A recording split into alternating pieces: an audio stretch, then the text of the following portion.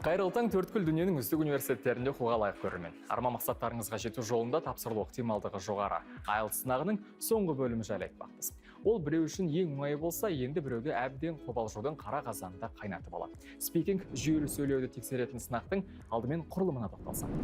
IELTS Speaking бетпе-бет сұхбат форматындағы 3 бөлімнен тұрады. Алғашқысы танысу. Тест тапсырушының оқуы, жұмысы, хоббилері мен қызығушылықтары жайлы айтылады. Бұл бөлім 4-5 минутқа созылады.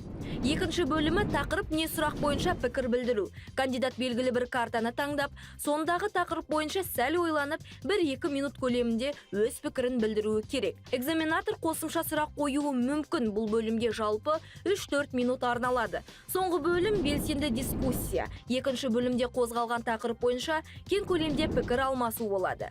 Тест тапсырушының өз пікірін түсіндіруі, деректерді талдап, ой қорытуы, мысал келтіріп, түрлі тараптар жайлы айта алуы сыналады. Бұл бөлімге 4-5 минут уақыт арналады.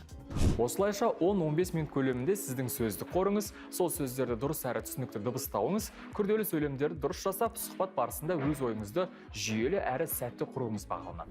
Советую, спикинг покрывает множество тем. Хобби, Спикинг бөлімінде көптеген тақырыптар қозғалады. Хобби, спорт, саясат, өнер жұлдыздары тағысын тағы.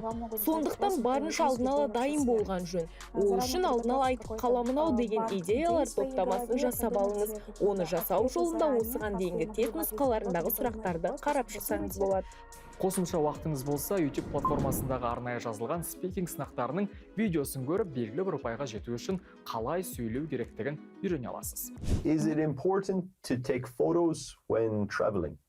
Ooh, I love photo. Like, I would definitely say...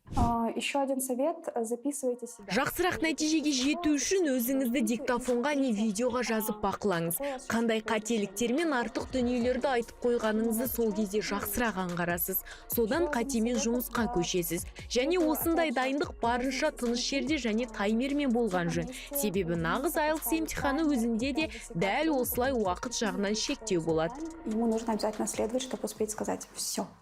Тезауруспен дос болып, сөздік қорыңызды синонимдермен байытып отыруда аса маңызды. Тұрақты сөз тіркестерінде лексиконыңызға енгізіңіз, және олардың барлығын үйреніп қана қоймай, спикинг клубтарға барып, ағылшыншасы тәуір достарыңызбен тілдесіп, практикада қолдана беріңіз. Сонда сынақ үстіндегі стрессті елемеу оңайырақ болады. Екі адам отырады спикингта. Алдыңда жаңағы кісі саған үсті қарап отыр. Ал не айтар екенсің деген сияқты. Сен өзіңмен өзің миың ішінде 5 сөз ғана бар, сол 5 сөзді айналдырып жатсың. Сол кезде өзіңді психологиялық дайындау керексің. Қазір мен көзім жұмам, иісін сезем, Лондонның көшелерінің иісі болып жатыр деген сияқты. Бір сондай вайбқа кіру керек сияқтысың. Мен солай істеймін.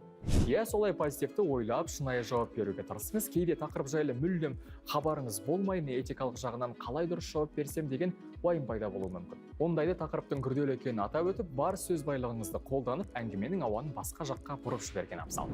Сен тезис айттың, сосын сен оған аргумент айту керексің, иә? Мысалы, саған айтады, сенің сүйікті тағамың не дейді? Сен бешбармақ дейсің, иә?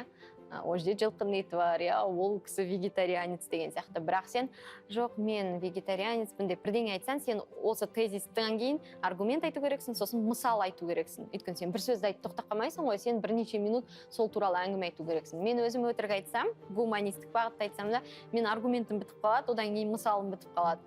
Сен миыңда аргумент пен мысалың бітіп қалған кезде сенің тілдік қорыңды сен анау шатаса бастайсың, болды, сосын сен басталады, оның бәрі минус.